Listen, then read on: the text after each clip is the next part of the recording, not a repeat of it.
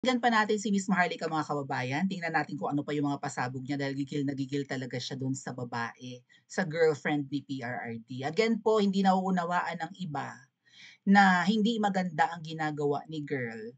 Yung thought pa lang na, 'di ba, na sumasalisi siya sa pagsasama ni PRRD at ni Ma'am Hanilet. Hindi pa naman hinihiwalay na ni Tatay Digong si Ma'am Hanilet. Eh si girl ano ka girl, marupok? Si Tatay Digong ay likas na ma charismatic, ano ba, pabling or kung ano man ang tawag diyan, 'di ba, mahilig magpakilig. Tibay-tibayan mo naman ang loob mo, girl. May asawa yung tao, may asawa ka rin.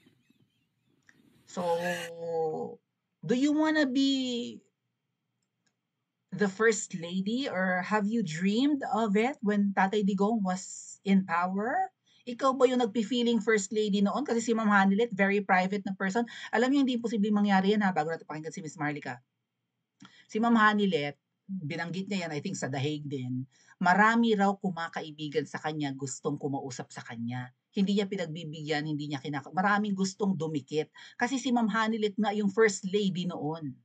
'Di ba very private siya, hindi siya nagpapakita, hindi siya nagpapa-interview, hindi siya masyadong uma-attend sa mga, events or affairs or whatever.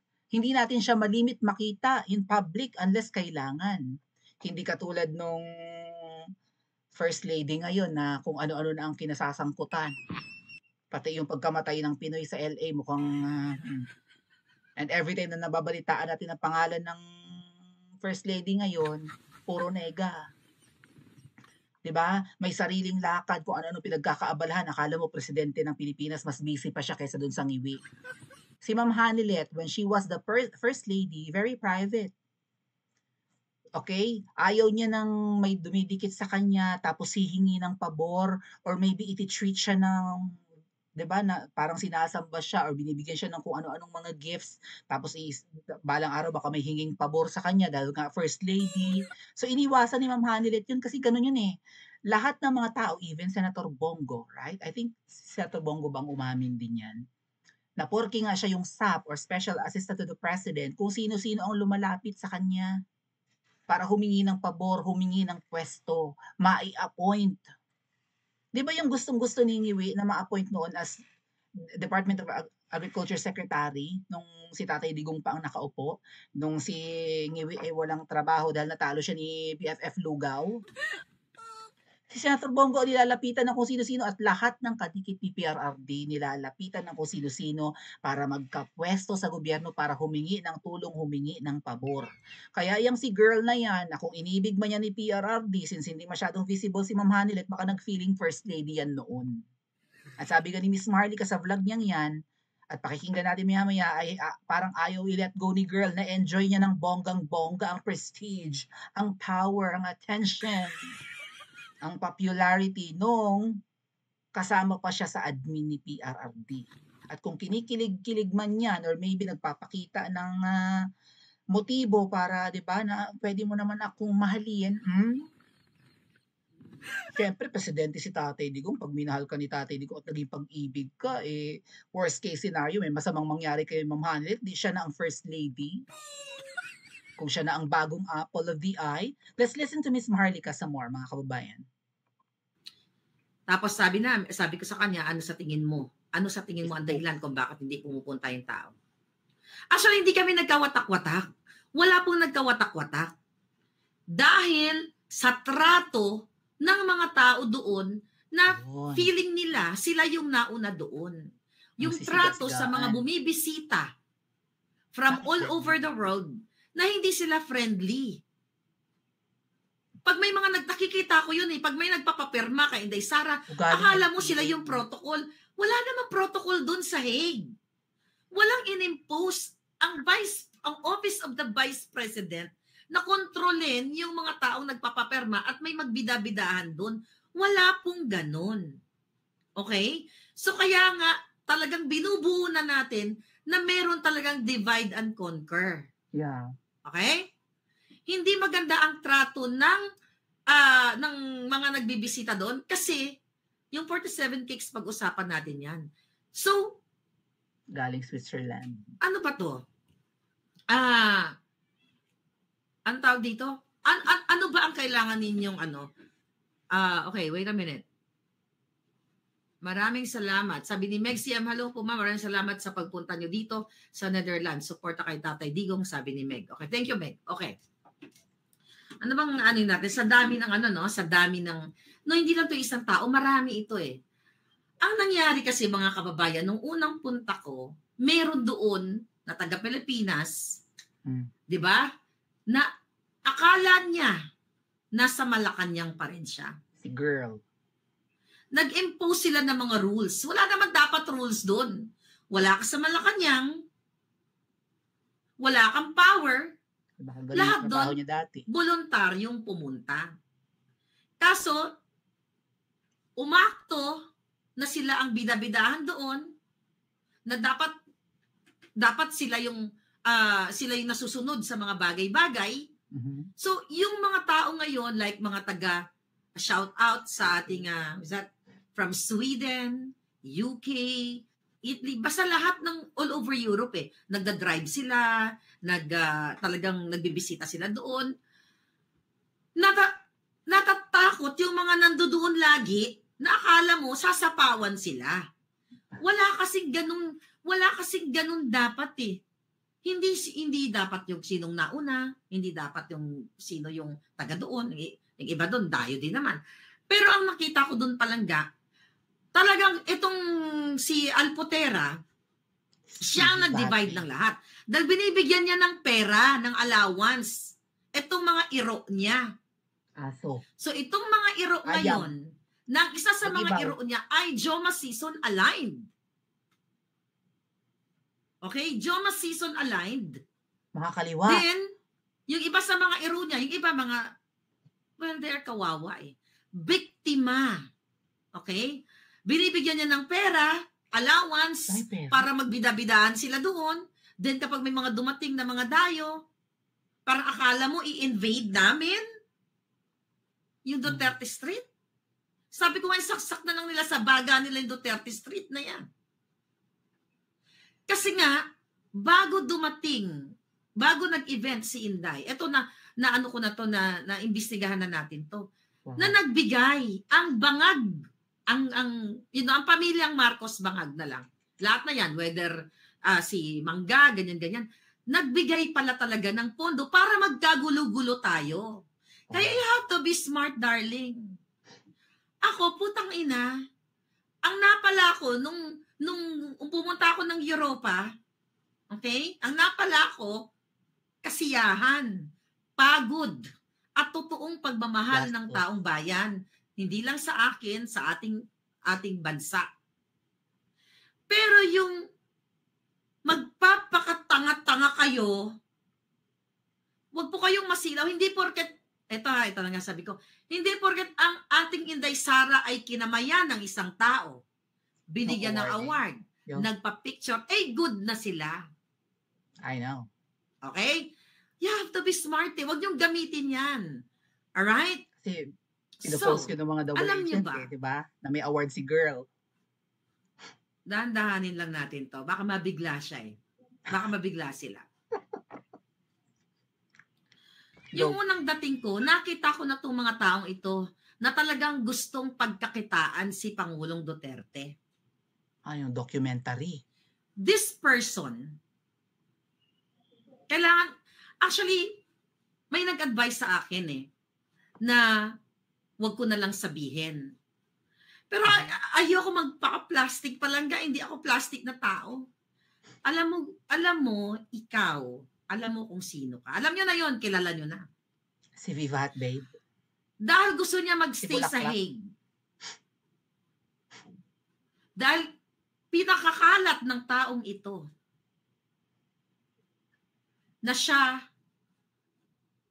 ay may power pa, siya ay bidabidahan, kailangan niyang sirain ang pamilya ng mga Duterte. Kailangan niyang sirain si Miss Hanelet Abansenya para sa personal niyang interes. Okay? Yun, mga kabayan. Which is, okay? Eliminate the Rival. Which is, babae ito Okay. I will try na, na maging maayos ang aking pag-deliver, no? Girl, wala ka ng power. Itong taong ito, may power pa kung nabibigyan ng pera. Kung matino ang taong ito, siya kasi talaga punot dulo eh. Saan ka kumuha ng pera? Yun ang tanong ko sa'yo. Totoo ba? Kasi ito yung nakarating sa akin. Totoo ba? Saan galing yung 30,000 euros, girl? Saan galing yung 30,000 euros? May 2 million siya. 2 million pesos yun. Na bit-bit mo, nahawak mo, para magbayad ng mga iro. Kailangan nyo itong malaman, putang ina. Hindi ko to pwedeng itago. Tatanungin kita, saan ka kumukuha ng pondo? Bakit kailangan mong iwanan ang iyong mga chikiting? Kung mahal mo ang pamilya mo, lahat. Bakit kailangan ka pang Eto pa hindi po ito, ang vlog na ito, hindi ito para magsiraan tayo. Kailangan nyo kasi malaman, kasi you don't know, comment na kayo ng comment. Itong taong to nakausap ko Wala namang pera to. Sabi ko na Ang press release, mayaman ang kanyang angkan. Niloloko niya yung mga tao doon na siya ay angkan ng mga alta na may ganitong kumpanya. Baka mayaman na ngayon. Ikaw ang sumira sa magandang relasyon ng mga Duterte supporters, ng mga Pilipino na nagmahal kay Pangulong Duterte. But, you know what? Hindi naman talaga nasira. Dahil yung mga pumunta doon na nawala ng gana, dahil binastos sila ng ibang mga iro doon, ang sabi nila sa akin, Miss Marlica, pwede naman kami mag-gather. Kung kami dito sa Germany, kami sa UK, pwede naman kami mag-gather, magpakita ng suporta kay Pangulong Duterte. Pero hindi namin kayang binabastos kami doon. Hindi naman kami nag-i-invade sa Hague. Hindi naman kami pumunta doon para magbidabidan. You know how, alam niyo ba kung gaano kahirap? Like, yung mga nasa Zurich, sila Ate Beth, yung mga grupo nila. Ilang oras silang nagbus para pumunta sa Hague, para magpakita ng suporta sa Pangulong Duterte. Pero binastos po sila ng mga iro doon, nitong babaeng ito. Kaya hindi ko ito palalagpasin. Siya talaga yung punot dulo ng lahat. Dahil meron siya daladalang pondo, okay? Na tinatanong ko sa kanya, sino nagbigay sa'yo? Dahil di ka naman mayaman Anong sagot kaya? Para magkagulo, para tratuhin, hindi ko to papayagan. Putang ina ka, hindi kita papayagan. Babuyin mo ang Maisog Europe, DDS Europe, Germany, wala bang Paris, Duterte sa Europe? Lahat na kayo doon. Switzerland. Hindi ko to papayagan. Sino, okay, eto na rule out na namin ito. Bago pa ako dumating, na siya talaga ang punot dulo, walang instruction sa OVP. Siya ang may instruction ng lahat para wag magbangag-bangag, wag magsalita laban sa mga Marcos, wag magsalita laban kay Amy.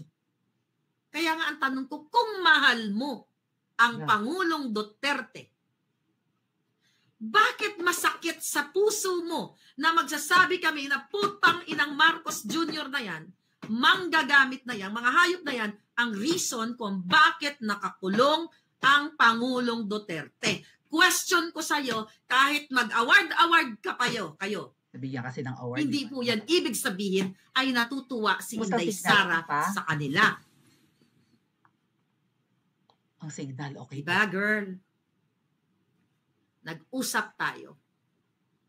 Gusto mong mag-apply ng student visa oh my God. sa Netherlands. Oh my God. To stay in The Hague.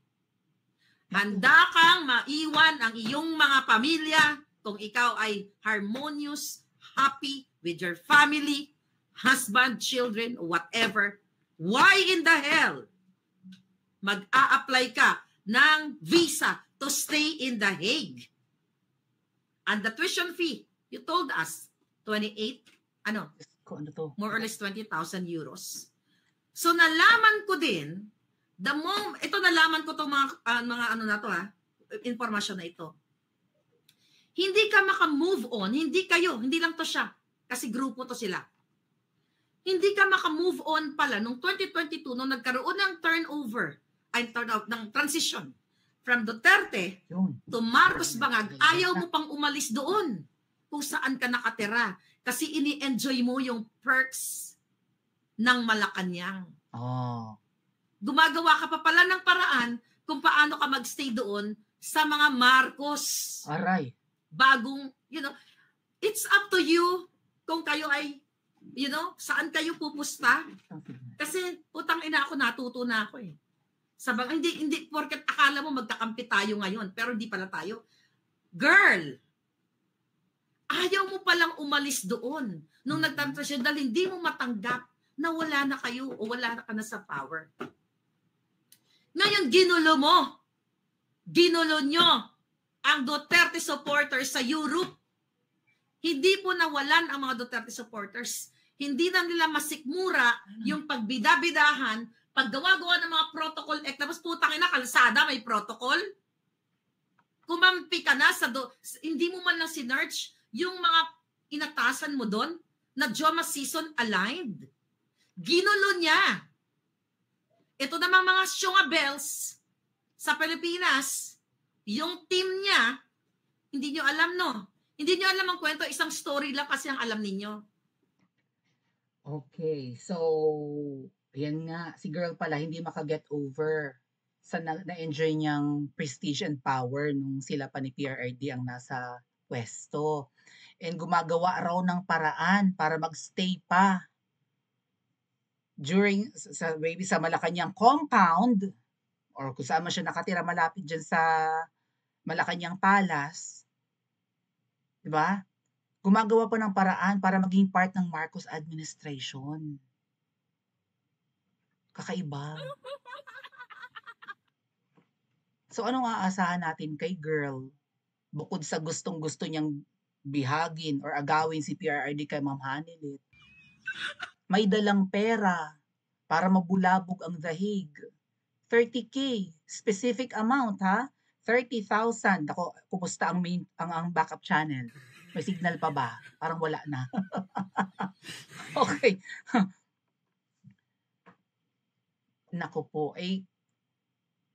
kung si girl ay hindi maka-let go ng naging, 'di ba, naging buhay niya nung si PRRD pa ay nasa Malacanang, madali 'yan mape-persuade para maggamit. Right? Madali yang i-bribe ng bonggang-bonggang salapi para manaraydor. Sa tingin ko marami pang alam si Miss Maharlika laban dyan. Yang kwento na yan sa dahig, yan pa lang siguro ang binubulgar niya. Ano pa kaya ang mga pinaggagawa ni girl? Hindi lang sa dahig, kundi sa Pilipinas. Ano pa kayang pananaraydor at pagsira sa pamilya ng Duterte ang kanyang pinaggagawa? Pa-comment nga po sa comment section at mag-like and subscribe din po.